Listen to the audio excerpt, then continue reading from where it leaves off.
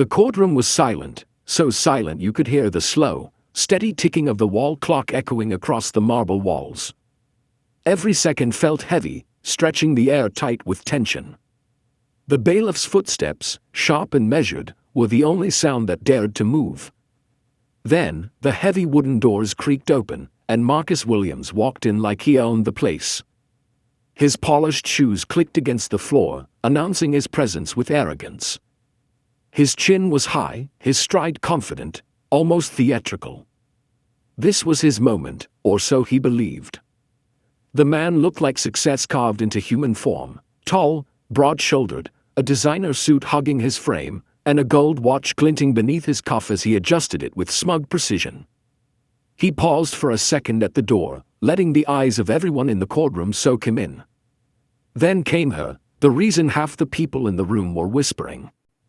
A woman in a striking red dress, her long black hair falling perfectly around her shoulders, heels clicking in rhythm with his steps.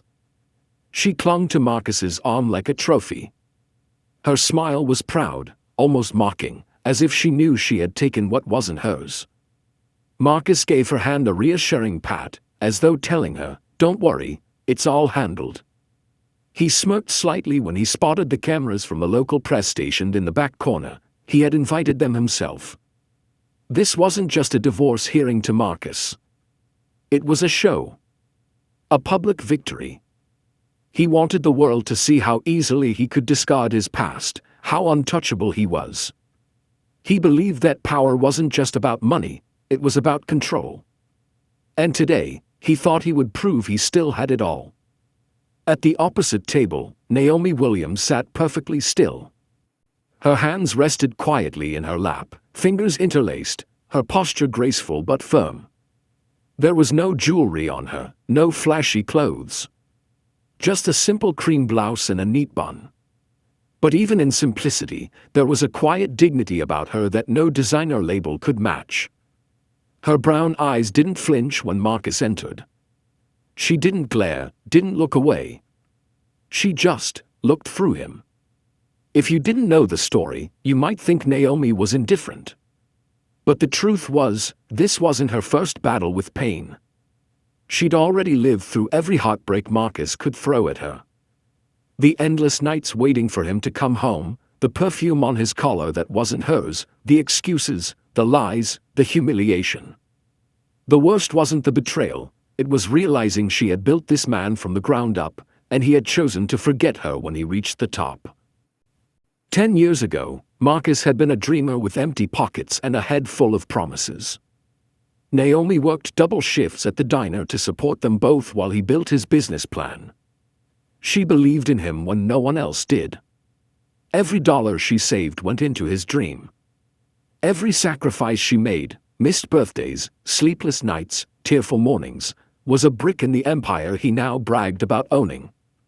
And now, that same man stood across the room, proudly holding the hand of the woman he'd cheated with. His new love. His fresh start. He wouldn't even meet Naomi's eyes.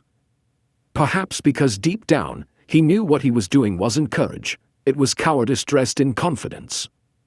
Naomi's lawyer whispered something to her, but she only nodded. Her silence was powerful, almost unsettling. The bailiff called for order, and Marcus leaned toward his mistress, whispering something that made her laugh under her breath. The sound sliced through the stillness like a blade. Naomi didn't react. She just inhaled softly, steadying her breath. When the judge finally entered, everyone rose. Even then, Marcus had the audacity to smirk, like this was a formality before his inevitable triumph. He truly believed this was the final act in his grand performance. He imagined himself walking out of this courtroom a free man, his mistress on his arm, reporters flashing cameras, and Naomi fading quietly into the background of his success story. But what Marcus didn't know, what no one in that room could yet see, was that this wasn't going to be the victory he imagined. Because while Marcus came armed with arrogance, Naomi came armed with truth. And truth, no matter how silent it walks in, always finds its voice at the perfect moment. As Marcus took his seat, he shot a sideways glance at Naomi, trying to read her. But she didn't blink. Her calm unnerved him. It wasn't the look of someone broken, it was the calm before a storm he didn't even know was coming. The judge adjusted her glasses, flipping through the files in front of her. "Mr. Williams," she said evenly, "I see you've brought company." Marcus chuckled. "Just my future wife, Your Honor," he said smugly, his arm tightening around the mistress. The courtroom murmured softly. The judge didn't smile. She simply looked over her glasses at him with a gaze sharp enough to cut glass. Naomi finally spoke, her voice low, steady, but carrying across the room with quiet power. "She can have the title, Your Honor," she said softly. "But not what I built." And for the first time, Marcus's smile faltered. He didn't know it yet, but the show he came to perform was about to become his greatest humiliation.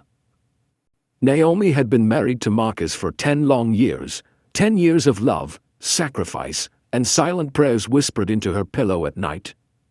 They had built everything from the ground up, not out of wealth or luck, but out of faith and struggle. When they first met, Marcus didn't even have a car.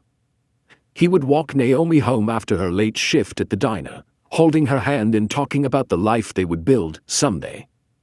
He dreamed big, always talking about owning a business, being his own boss, and giving her the world. And Naomi believed him. She believed in him more than he believed in himself. In those early days, love was simple. It was two people surviving together, splitting one meal when the rent was due, laughing in the dark when the power got cut off, promising each other that one day, it would all be worth it. Naomi was the kind of woman who could find light in the smallest flame. She worked double shifts, sometimes coming home with aching feet and tired eyes, just to see Marcus scribbling business ideas on napkins. She'd kiss his forehead and whisper, "Keep going, baby. One day, you'll make it." And he did. With Naomi's savings, Marcus opened a small car repair shop. At first, business was slow, but Naomi's faith never wavered. She cooked for his workers, kept his books organized, and sometimes even helped clean the shop after her diner shift. Slowly, things began to change. Customers came, the business grew, and the man who once counted every dollar now carried himself with pride. Naomi was proud too, proud of him, proud of them. But something shifted the moment success came knocking. The same man who once called her his angel started treating her like a shadow. He stopped saying thank you. He stopped noticing her. The sweet words faded, replaced by complaints and cold silence. The home that once echoed with laughter turned into a house filled with distance. Naomi tried to fix it. She planned date nights, cooked his favorite meals, even wrote him notes like she used to in the early days. But every effort was met with indifference. Then came the late nights. "Business meetings," he said. "More clients," he claimed. But Naomi wasn't naive. She could smell the perfume that wasn't hers. She could feel the shift in his energy when he came home, like his heart was somewhere else, with someone else. The first night she found lipstick on his collar, she didn't cry. She just sat at the kitchen table, staring at it, feeling a pain so deep it didn't even have the strength to break into tears. That's the kind of hurt that sits quietly inside you, waiting. She didn't confront him, not because she was weak, but because she understood something Marcus didn't. You don't need to chase someone who's already running away from your love. So she let him run. She smiled when he lied, cooked when he came home late, and kept her silence. To him, it looked like surrender. But in truth, Naomi was preparing her peace. She was learning to let go without losing herself. The nights turned into months. Marcus became a man she no longer recognized. He stopped coming home altogether. And then one day, he came by, not with guilt, not with remorse, but with divorce papers in his hand. "You deserve better," he said, like he was doing her a favor. He didn't even look her in the eye when he said it. Naomi looked at the papers, then at the man she once loved more than her own breath. "You're right," she whispered. "I do. She signed them quietly, not because she agreed, but because she wanted to see what kind of man he would become without the woman who built him. Weeks later, she heard he was flaunting a new woman, young, bold, always by his side. Naomi didn't speak ill of him. She didn't gossip or complain. She went to work, came home, and focused on herself. Because deep down, she knew, karma has a perfect memory. When the court date finally came, Naomi walked into that courtroom not as a woman scorned, but as a woman reborn. She wore a simple dress, her hair tied back neatly, her face calm. No makeup, no anger, just grace. Marcus arrived with his mistress, laughing, confident, certain this would be his day to finish what he started. He thought he would walk out free, his reputation intact, his pride untouched. But Naomi wasn't there for revenge.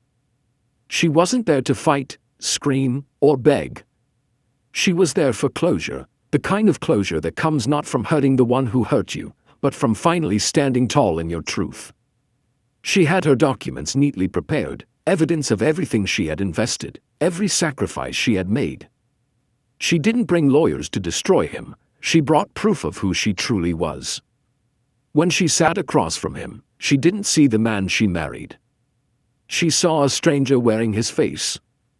But for the first time in a long time, she felt something powerful, peace. Not the kind that comes from forgetting, but the kind that comes from knowing you've already survived the worst.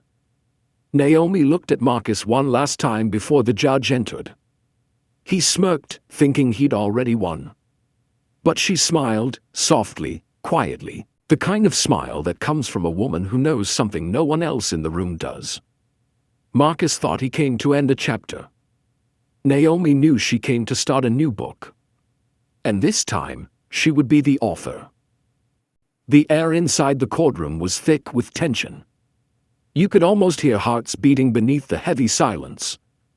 As the judge entered, the sound of her heels echoed across the polished wooden floor, commanding instant attention. Marcus leaned back in his chair with an arrogance that filled the room. His tailored navy suit caught the light, his wristwatch glinted with pride, the kind of pride that comes before a fall. He smirked, whispering something to the young woman beside him. She giggled softly, her red dress catching every eye in the room. To her, this was just another show, a victory parade before the papers were signed. Marcus leaned closer and muttered, loud enough for everyone to hear, "Let's make this quick. I've already signed the papers." Naomi didn't move. She sat across from him, still, composed, a woman who had already cried her tears in private. Her hands were folded neatly on the table, her eyes focused on the judge, not on the man who had once promised her forever. She wore a simple gray dress and no jewelry except for her wedding ring, the same ring Marcus had stopped wearing months ago. Judge Anderson, a middle-aged woman with sharp, intelligent eyes, adjusted her glasses and began flipping through the files before her. The sound of paper turning was the only thing breaking the silence. "All right," she began, her voice calm but firm. "We are here today to finalize the divorce proceedings between Marcus Williams and Naomi Williams." Marcus smirked again. "Yes, Your Honor. Everything's settled. I've already given her the car and some savings. She's free." The judge looked up slowly, her expression unreadable. "Mr. Williams, I see you're eager to conclude this matter." However, she lifted a folder from the pile and opened it. "Before we proceed, Mrs. Naomi Williams has submitted additional documentation regarding shared assets." The room shifted. Even the court clerk looked up. Marcus's smirk faded into a confused frown. "Shared what?" "I already gave her the car," he said, his voice slightly louder than before. The judge didn't flinch. "Actually, Mr. Williams," she replied, scanning the papers, "according to financial records, your company, the one registered as Williams Logistics LLC, was founded during your marriage. Which means, under state law, it is considered joint marital property."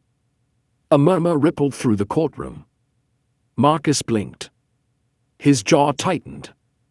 That business is mine, he snapped. I built it from the ground up. Judge Anderson didn't look up. And yet, she said evenly, according to these bank statements, the initial investment that kept your company afloat during its first 2 years came directly from Mrs. Williams's personal income and savings account. A sharp intake of breath filled the room. The reporters in the back started scribbling. Naomi sat perfectly still, her eyes calm, her expression unreadable, but inside, her heart pounded. Not from revenge, but from finally being seen. Marcus leaned forward, his voice cracking with disbelief. That's not possible. She's lying. Naomi's lawyer, a calm, confident woman named Ms. Patel, stood. Your Honor, if I may. She handed another set of documents to the judge. These are employment records, pay stubs, and receipts from Mrs. Williams's bank account. You'll see transfers marked for office rent, supply purchases, and the vehicle lease used for business deliveries, all paid before Mr. Williams's company turned a profit. Judge Anderson studied the evidence carefully. These seem in order, she said, nodding. Then she looked at Marcus, her gaze sharp as glass. So, Mr. Williams, it appears your wife didn't just support you emotionally, she financed your dream. The courtroom erupted in whispers. The mistress looked away, her confidence melting into discomfort. Marcus's face turned pale, his expensive cologne suddenly couldn't hide the stench of shame that filled the air. Naomi finally spoke, her voice steady and quiet. I never asked for anything, Your Honor. I believed in him when no one else did. I just want what's fair. Her words sliced through the noise. Even Marcus fell silent. Judge Anderson nodded. Fairness, she said. A word this court holds dear. Based on the evidence provided, this court recognizes that Mrs. Naomi Williams is entitled to 60% ownership of Williams Logistics LLC and its associated assets. The courtroom gasped. Marcus froze, disbelief etched across his face. The mistress slowly slid her hand off his arm, inching away. His world, built on ego and betrayal, was crumbling in public view. Naomi didn't smile. She didn't gloat. She simply closed her eyes for a moment, breathing in a calm she hadn't felt in years. This wasn't revenge. This was justice. The judge's gavel came down. Case closed. Marcus slumped back, eyes unfocused, while Naomi stood, gathering her papers. As she walked past him, he whispered her name, Naomi, wait. She paused, turned slightly, and looked at him with quiet grace. You taught me how to fight for what's mine, she said softly. I just finally listened. Then she walked out, head high, shoulders straight, and for the first time, everyone in that courtroom understood something profound. Sometimes the quietest person in the room carries the loudest truth. Naomi still didn't say a word. Not one. Her silence hung in the air like something sacred, calm, heavy, and unbreakable. Every person in that courtroom could feel it. She didn't need to cry, didn't need to defend herself. The truth was already doing that for her. Judge Anderson's voice cut through the silence, steady and sharp like a blade of justice. She flipped another page and began to read aloud. Mrs. Williams has also provided proof, the judge said, her tone measured, of multiple instances of infidelity, along with documentation of emotional distress, corroborated by witness statements from neighbors and former employees. The words echoed across the courtroom, bouncing off the walls like thunder. Marcus's confident smirk vanished. His face turned red, then pale. His throat tightened, and for the first time that morning, his arrogance began to crumble. The young woman beside him, the mistress he had brought so proudly, shifted in her seat, crossing her legs and glancing nervously at the floor. The eyes that once sparkled with pride now darted toward the door, as if searching for an escape. Judge Anderson didn't stop. Her voice carried weight, her every syllable stripping away another layer of Marcus's mask. These statements, she continued, describe a pattern of behavior, disrespect, manipulation, and humiliation. It appears, Mr. Williams, that while your wife was working to keep your household afloat, you were entertaining other company. A low murmur rippled through the courtroom. Someone in the back coughed. A woman in the front row shook her head slowly. Even the bailiff, standing stiff by the door, shifted uncomfortably. Marcus tried to speak, his voice cracking with forced confidence. Your Honor, I don't know what kind of lies she's been feeding you, but this is ridiculous. Judge Anderson raised a hand. Sit down, Mr. Williams. Her tone was calm but carried the force of thunder. He froze, swallowed, and sat back down. Naomi sat still, her hands resting neatly on the table. Her fingers didn't tremble. Her eyes stayed fixed on the judge, not once glancing at Marcus or his mistress. It was as if she had already forgiven him, but that forgiveness wasn't weakness.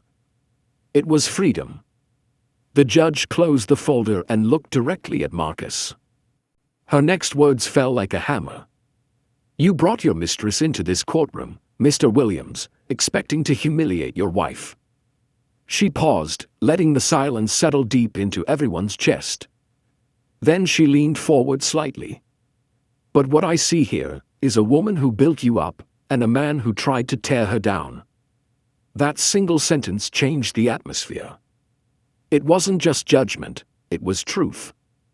Marcus's mouth opened, but no words came out.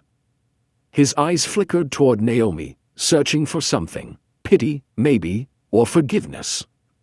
But all he saw was peace. A peace he couldn't buy, couldn't fake, couldn't take back.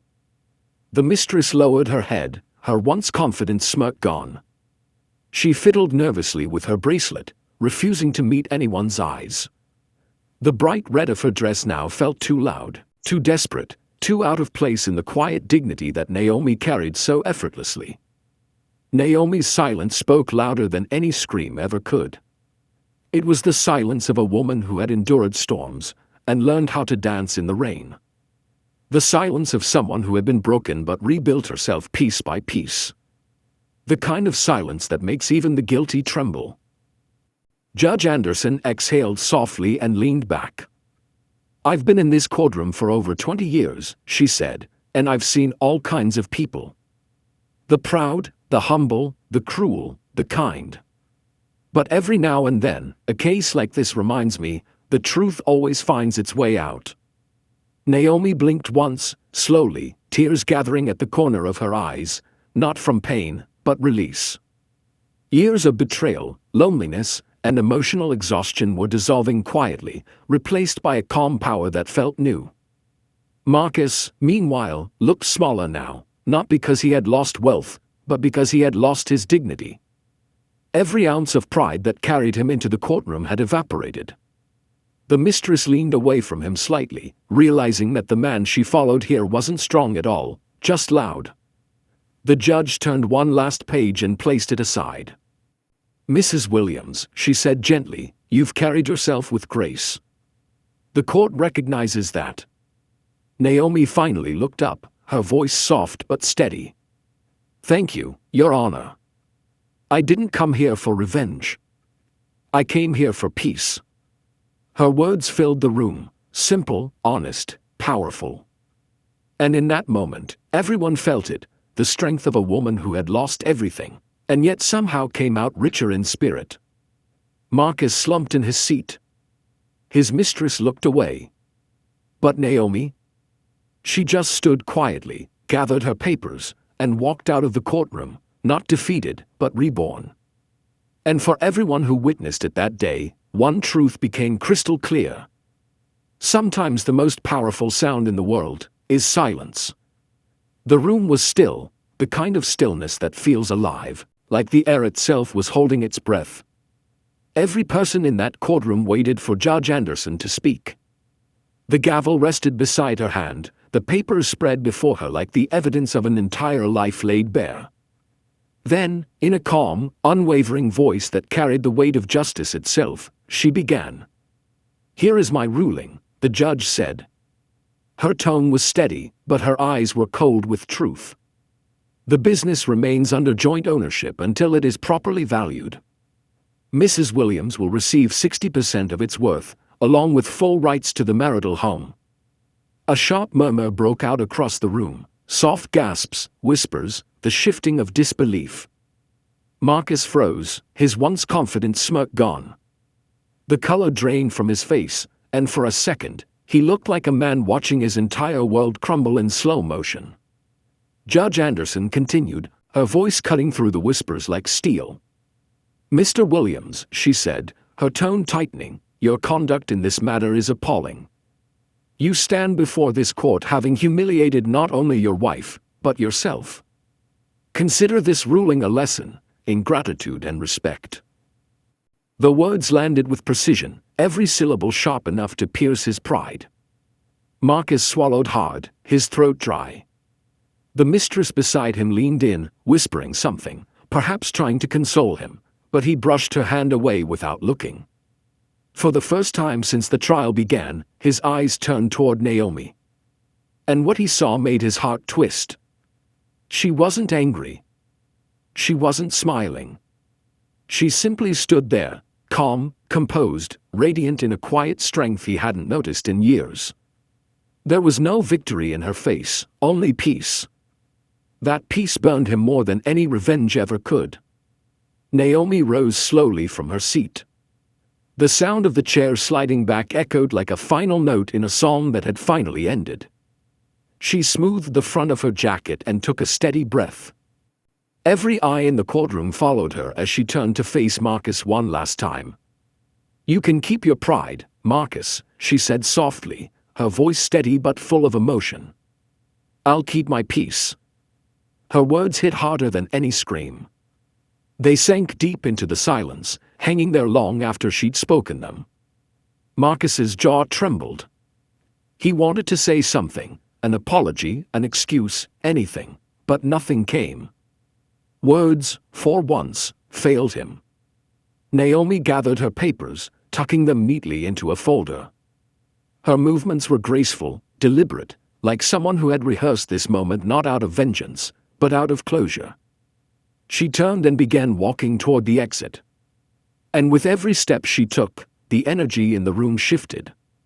The whispers followed her, not out of gossip, but admiration. The same people who had once pitied her now watched in awe. She had come in as a woman abandoned, and she was leaving as a woman reborn. Marcus sat in silence, his hands clenched, his pride collapsing under the weight of everything he'd lost. The mistress tried to speak again, but he didn't even turn his head. The truth was too heavy. For years, Naomi had carried him, his dreams, his debt, his ego. Now, he was left with the one thing she refused to take, his guilt. As Naomi reached the door, she paused just long enough to look back, not at Marcus, but at Judge Anderson. The judge gave her a small, knowing nod, one woman recognizing another's quiet victory. Naomi returned the nod, her lips curving into a faint, graceful smile. The heavy wooden doors opened, and light spilled into the courtroom. Sunlight, warm, golden, and free. Naomi stepped into it, her figure glowing as if the world itself had been waiting to welcome her back. Outside, she closed her eyes for a moment, letting the breeze touch her face. She didn't cry. She didn't look back. She didn't need to. Because walking away wasn't her defeat, it was her redemption. Inside, the judge gathered her papers, her expression calm but thoughtful. "Court is adjourned," she said, tapping the gavel lightly. Marcus didn't move. His head hung low, his reflection staring back at him from the polished table, a man who had traded a queen for a mirage. The mistress slipped her purse over her shoulder and quietly left through a side door, her heels clicking too fast, too nervous. She didn't glance back at him either. But Naomi, she walked out with the quiet dignity of someone who had found herself again, no longer the wife who was betrayed, but the woman who survived it. And as the courtroom emptied, one truth echoed louder than any verdict. Sometimes justice isn't about punishment. It's about peace. Outside, the sunlight hit Naomi's face like a soft blessing from the universe. It was warm, golden, alive, wrapping her in a glow that made the world feel new again. For the first time in years, she wasn't looking over her shoulder, waiting for an apology that never came or a promise that would be broken again. No, this time, she was walking forward, free. She took a deep breath, closing her eyes as the cool breeze brushed her cheeks. The air smelled of rain and fresh beginnings. The courthouse doors closed behind her with a heavy thud, the sound of an ending, yes, but also the sound of peace finally taking its place where pain used to live. For years, Naomi had carried the weight of someone else's selfishness.